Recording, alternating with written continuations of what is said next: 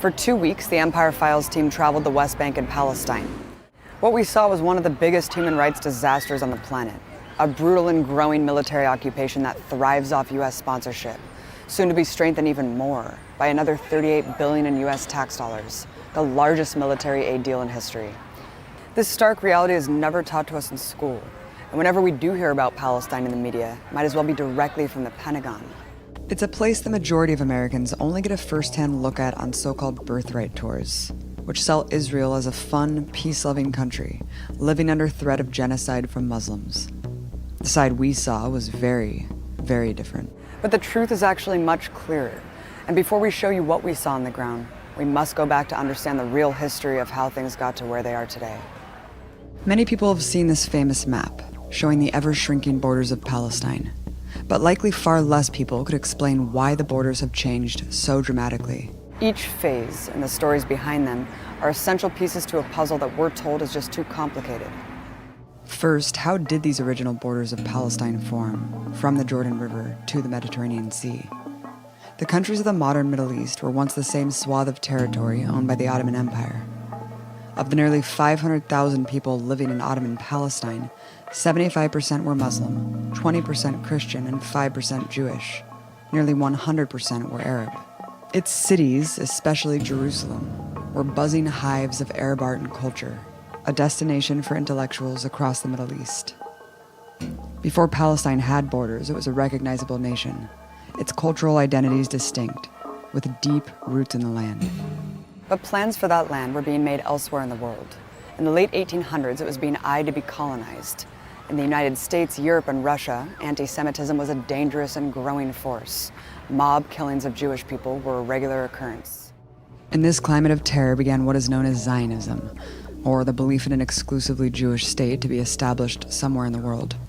From its founding through the first half of the 20th century, the Zionists remained an extremely small minority among Jewish people. The ideology was rejected by both religious and secular Jewish people, who agreed that anti-Semitism was a great danger, but that they should organize to defeat it in their home countries, rather than by mass exodus to another people's land. Many argue that exporting entire Jewish populations from Europe was in essence acquiescing to the demands of anti-Semites. But Zionism, however marginalized, became a fervent political movement, led by its proclaimed father, Theodor Herzl, an Austrian atheist. While first considering Argentina and Uganda as a homeland, the Zionist movement claimed rights to what it called Greater Israel, which includes all of Palestine and part of today's Lebanon, Jordan, Syria, Iraq, and Egypt. Their right to this land was based on the ancient biblical kingdoms of the Old Testament, which disappeared 600 years before the birth of Jesus. Herzl's job became jet-setting around the world, lobbying those in power he thought would be sympathetic to his project. The Zionists, more than anything, needed money to fund settlements, and ultimately a decree from the world's colonial powers. Herzl wrote to the Grand Duke of Baden, "If it is God's will that we return to our historic fatherland, we should like to do so as representatives of Western civilization and bring cleanliness, order, and well-established customs to this plague-ridden, blighted corner of the Orient." The early Zionists promised to make Palestine a vanguard against barbarism, aka an extension of Western military power, and build highways of the civilized peoples, aka trade for European millionaires. The center of the campaign for the creation of Israel was the slogan, "A land without a people, for a people without a land." The assertion that there were no people in Palestine prior to Zionist settlements became the keystone of their policies. They were always very well aware of the people there. In the words of another leading Zionist, Israel Zangwill, Palestine is not so much occupied by the Arabs as overrun by them. From its inception, political Zionism was not only a plan for colonization and expansion, but one of expulsion of the land's indigenous inhabitants. Much of historic Palestine was semi-feudal, with farmers living and working on land owned by wealthy individuals who lived far away in fancy cities of Syria and Jordan. Zionist settlers began purchasing this land in 1882. Many evicted its indigenous people to build the first settlements. Despite Jews, Muslims, and Christians living in relative harmony for thousands of years, this sprouted immediate tension and conflict. With the Zionist project getting a slow start, a new opportunity presented itself with the outbreak of World War I. Herzl and his partners knew the victors would be slicing up the colonies of the losers. which included Palestine. Aristocrats from Great Britain, France, and Russia were secretly carving up the Middle East amongst themselves. The infamous Sykes-Picot Agreement drew new borders, creating Jordan, Lebanon, Syria, and the first formal borders of Palestine. It was put under British colonial control. Riots in Jerusalem protested the takeover by yet another empire. With Ottoman Palestine becoming British Mandate Palestine, the Zionist movement had won a major step. With the flick of a wrist, a small group of British lords issued the Balfour Declaration, pledging to help achieve this objective. The British made it much easier for well-funded settlement projects to take more Palestinian land, dispossessing even more people. Yet Zionists' aim for a homeland in all of Greater Israel, without the indigenous Arabs, was still driving them. In 1919, a U.S. envoy reported, the Zionists looked forward to a practically complete dispossession of the present non-Jewish inhabitants of Palestine. Settlers had now become 10% of the population, growing with large donations from Western tycoons. The settlements had already created a refugee crisis. This photo from 1929 depicts a rally in Syria of Palestinian refugees, of which there were 50,000. With this new backing, the colonial project picked up its pace, purchasing even larger chunks of earth from the feudal landlords and creating small pockets of territory. Leader in the settlement movement, Ben-Gurion, who would become Israel's first prime minister and mascot for Tel Aviv's airport, wrote about the early days. We were not just working. We were conquering land. We were a company of conquistadors. From 1920 to 1939, the settler population rose from 10 to 30%, and there was no confusion about what they were there to do. As Gurion himself said, we must expel the Arabs and take their places. Throughout these years, Palestinians launched several attacks on the encroaching settlements. Big clashes between settlers and Palestinians in cities grew deadly, killing many on both sides. But an era of wildly disproportionate death was about to begin. In 1936, the Palestinians launched a mass general strike. Protests lit up in numerous cities, and the strike held strong for 6 months. While initially peaceful, the British occupiers responded by declaring martial law. They recruited Zionist fighters to join them in raiding and attacking Palestinian villages. Scores of dissidents were executed. The strike evolved into an armed uprising against British rule.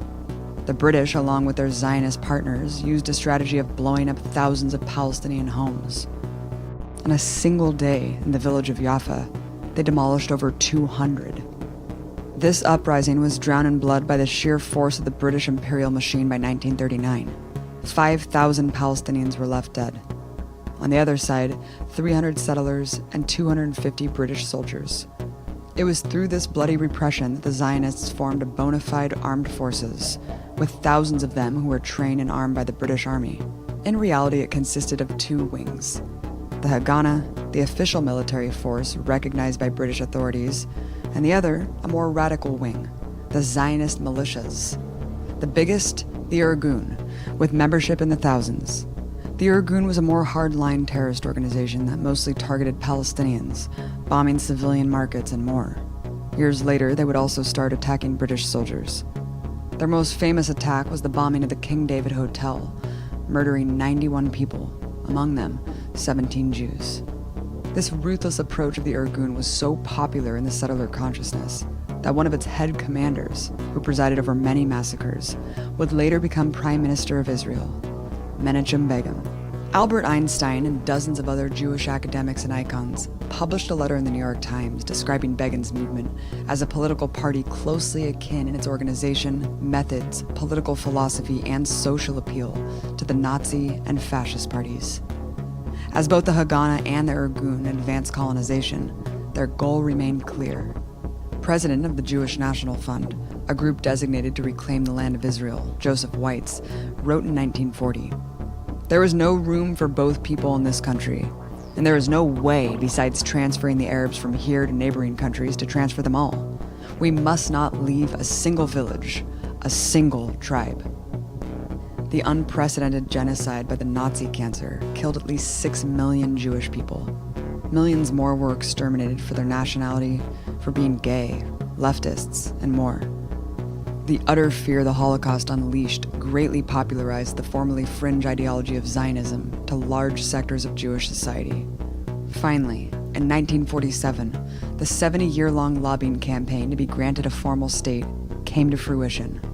The British Crown turned its colony of Palestine over to the United Nations, which cut it into pieces, changing this phase of Palestine's map, speckled with small dots of settler territory, into this, the Jewish state of Israel, which was created on top of another country, gifted with 55% of its land. Palestine was cut into 3 separate parts, and the capital of Jerusalem, the center of Palestinian life, became a UN-controlled international zone. But there was a big problem for the Zionists. Their new state was still 40% Arab. This was an unacceptable notion for Ben-Gurion and other Israeli leaders, who stated, "There can be no stable and strong Jewish state so long as it has a Jewish majority of only 60%.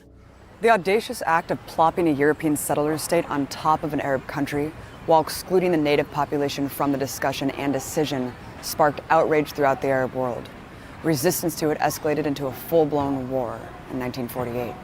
Months after the war began, the Haganah and Irgun launched a joint campaign to address another problem, called Plan Dalet. Plan Dalet targeted the most passive, peaceful communities so that all Palestinians would flee.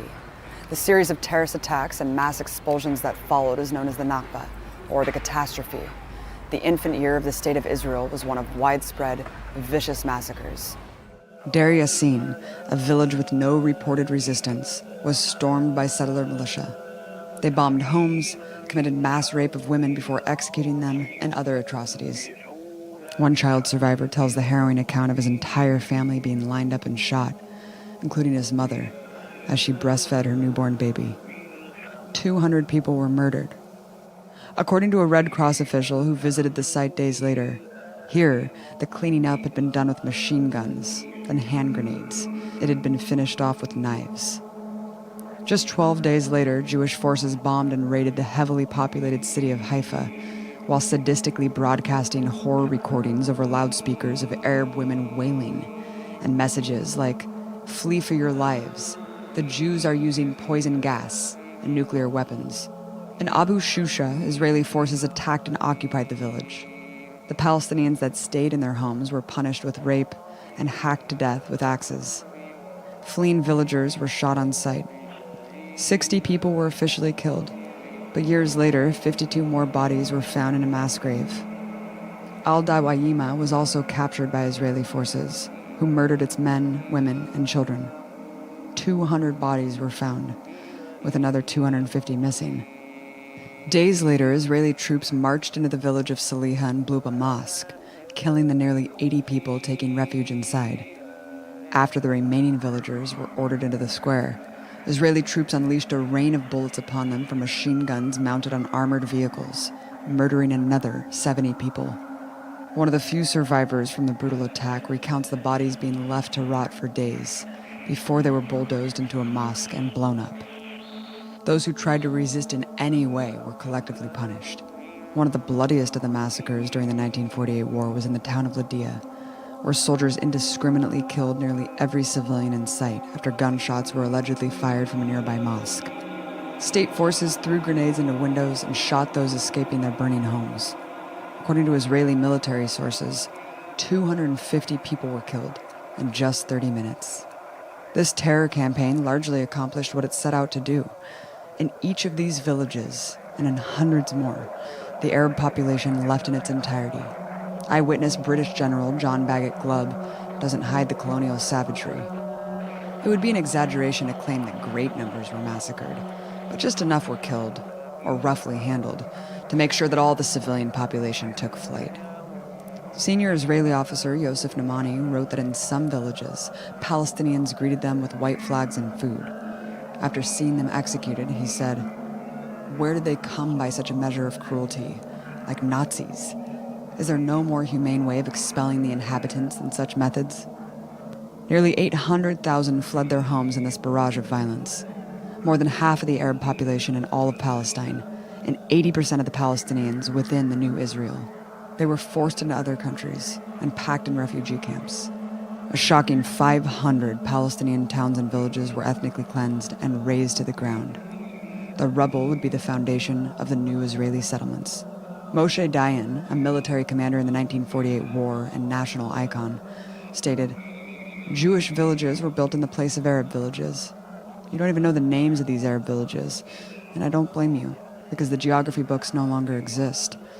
Not only do the books not exist, the Arab villages aren't there either. There is not one single place built in this country that did not have a former Arab population." In this brutal rampage, the military already seized half of what had been allotted to the Palestinians. By the end of 1948, Zionists had conquered 78% of Palestine.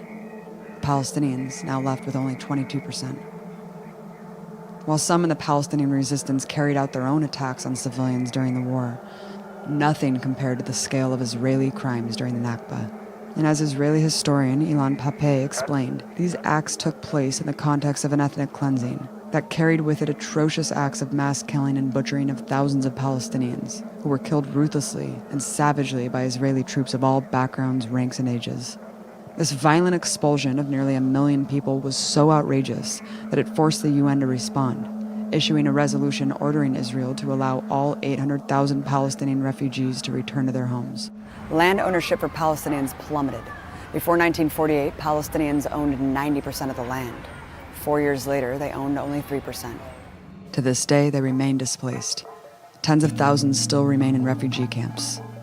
Israel's excuse for refusing to honor this UN resolution is that the Palestinians left voluntarily. For those who remain inside the borders of Israel, the new regime codified into law the superiority of Jewish settlers. Israel legalized the theft of Palestinian homes and land, limited political participation, and implemented a separate set of rights. Arab areas were occupied by the military and subjected to curfews. Many were arbitrarily arrested and deported. While the settlers were depopulating the land of Arabs, they also needed to repopulate it with Jews. Fear of anti-Semitism around the world was the main driver. After the 1948 war, Jews in Arab countries were targeted by a rash of anti-Semitic violence, but some in the Zionist project were even willing to sacrifice their own. From 1951 to 1952, there was a series of bombings in Baghdad, Iraq, against synagogues and other Jewish targets, causing dozens of casualties. A group called the Zionist Underground was found responsible by the pro-Western Iraqi government. This is confirmed by former CIA officer Wilbur Crane Eveland, writing, "In an attempt to portray the Iraqis as anti-American and to terrorize the Jews, the Zionists planted bombs in the U.S. Information Service Library and in the synagogues. Soon, leaflets began to appear urging Jews to flee to Israel. Most of the world believed reports that Arab terrorism had motivated the flight of the Iraqi Jews, whom the Zionists had rescued, really just in order to increase Israel's Jewish population." In 1954, a similar operation was carried out by the Israeli government itself, this time for regional ambitions in Egypt. They orchestrated a number of bombings on U.S. and British civilian targets, planning to blame Arabs and communists.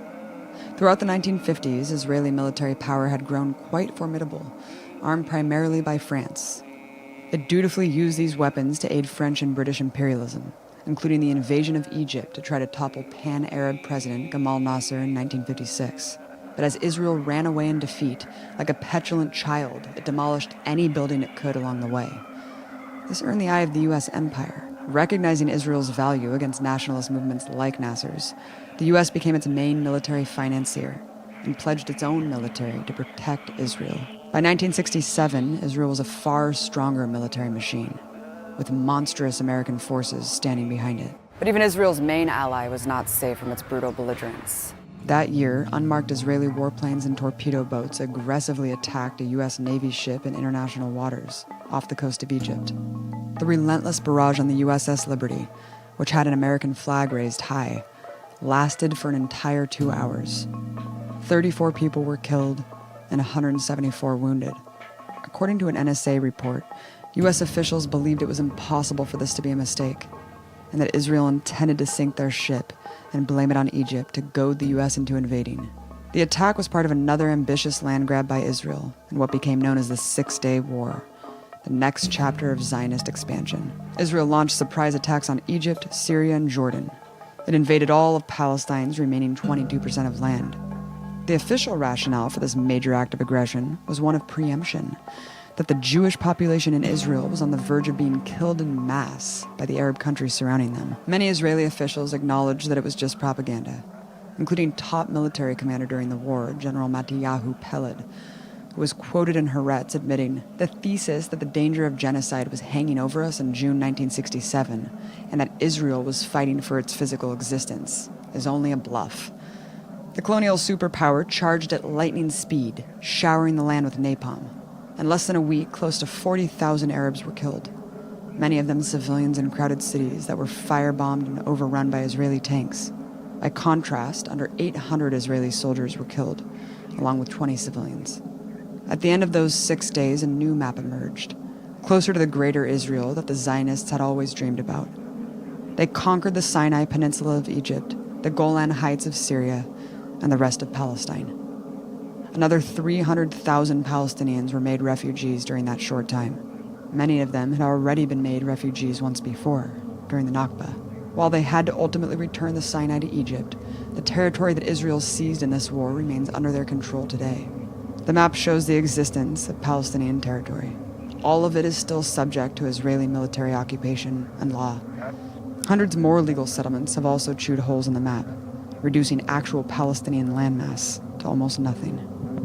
While the occupation that continues today is presented as simply security measures to protect the Israeli state from terrorism, it is the same expansion and conquest that's marked the last century.